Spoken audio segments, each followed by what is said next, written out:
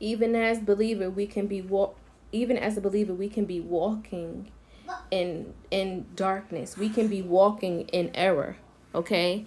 And so we have to lay at the Lord's feet and repent. We always must have a repentant, penitent heart. We must work out our own salvation with fear and trembling every single day. And so the word and the message today for somebody is, before you try to take the plank out of somebody else's eye, first remove it from your own eye so that you may be able to see clearly enough to take it out of your brother's eye. And so this is for all of these people out here on YouTube or wherever platform you have that are pointing a finger at everybody else, yet they may have some bones, they may have some, what do people say, skeletons in their own closets, okay?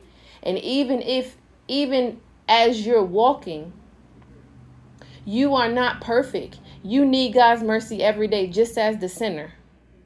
You need God's grace every day, just as a sinner. I just was watching something recently about the story of the prodigal son's brother. You see, a lot of us out here are walking as believers as the prodigal son's brother. We're looking at the prodigal, the sinner, in a pharisaical mindset that, oh, they don't deserve God's love. When really, when we decided to take on that mindset and that heart, we just became as lost as just as they were.